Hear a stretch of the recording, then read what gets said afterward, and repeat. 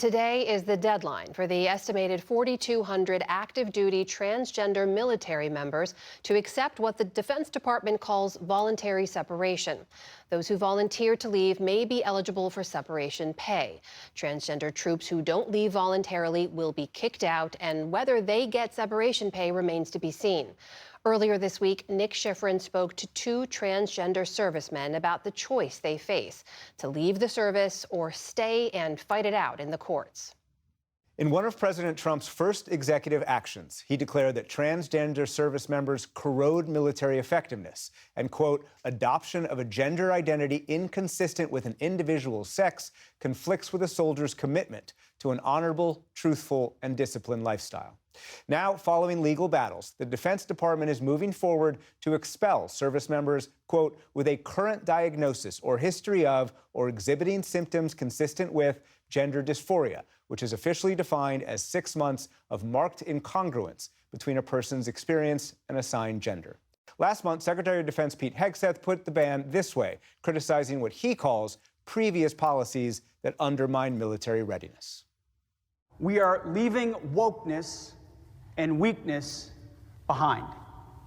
No more pronouns, no more climate change obsession, no more emergency vaccine mandates, no more dudes in dresses. We're done with that. For perspective, we turn to Chief Petty Officer Ryan Goodell, who has been in the Navy since 2011 and is an intelligence analyst. He's choosing to leave the military ahead of the deadline. And Second Lieutenant Nick Talbot is a platoon leader of a military police unit in the Army Reserve. He joined the Army a little over a year ago and is suing the government over its policy and is staying in the military despite the deadline and therefore faces involuntary separation. Thanks very much, both of you. And I should say ahead of time that the opinions you're going to express, I know, are personal opinions and not those of the Defense Department or your military services. Ryan Goodell, let me start with you. You are a cryptologic technician collection, which is to say you collect and analyze foreign communications. Why are you taking the separation, and was this a hard decision? Yes, absolutely. It has been an incredibly difficult decision. Honestly, seeing the opportunities and just seeing the outside, right? Because I've been in the military for almost 14 years, seeing the outside, I was like, you know what? I actually think that I'm going to put a little bit of control into this, what feels like an uncontrollable situation. The military calls what you're choosing to do voluntary separation. Is that what it feels like? Certainly not. It definitely doesn't feel voluntary. So I re-enlisted back in December for a re-enlistment bonus, and clearly stated in the memo I may have to pay that back. And that, if you were to choose not to leave. Correct. If I chose the involuntary route, I would be liable to pay that back. And so that felt pressure enough to help steer me in that quote-unquote voluntary direction. Nick Talbot, you enlisted as a reservist last March, and you became an officer in January, but you've actually wanted to join the military for a long time. Why? Joining the military is something that I have felt compelled to do for the majority of my life. And as I got older and became more experienced and really gained some expertise in some areas that are critical to what the military does, that calling to serve has just grown in me. And at this point, you're the lead plaintiff in the first case against the policy. The judge sided with you, but ultimately this policy is going forward because of ruling by the Supreme Court. Why did you choose to sue, and why are you choosing to fight to stay in the military? So this is my second time being involved in a lawsuit challenging this type of a ban. Back in 2017, I was one of the plaintiffs in Stockman v. Trump. So this time around, becoming re-involved in pursuing this fight was really a no-brainer for me. And now that I've been given the chance to go out and meet the marks and exceed the standards, I've proven that I am able to be here and able to keep up with other people and put on the uniform and do my job every single day. I can't, in good conscience, just give it up, especially with no benefit or incentive to do so. As a reservist, as somebody who's so new to the military, there is nothing about the so-called voluntary process that benefits me in any way, shape, or form.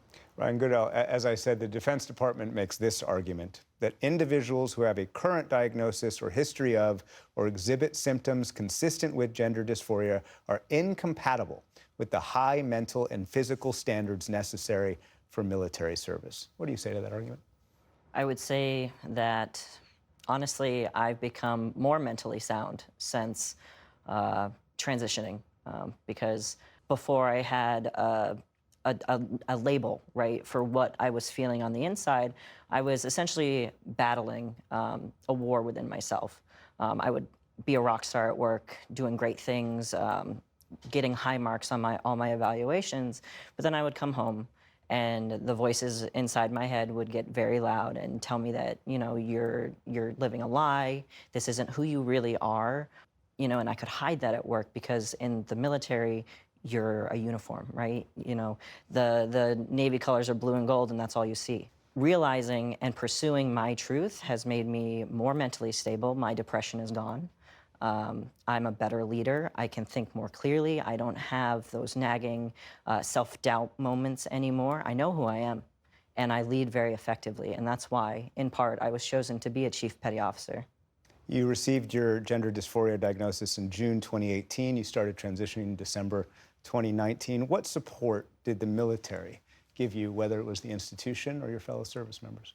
My fellow service members have been nothing but supportive. You know, I draw my strength from them. They're the reason I serve every day, and they've just been incredible. They don't allow folks to look at me the wrong way. If they hear somebody misgendering or, you know, saying anything disparaging, they're pretty quick to knock it out. And I've had that support up and down the chain of command. When you hear Nick sticking it out, basically wanting to stay in until they force him out, what's your response to that? It's incredibly selfless.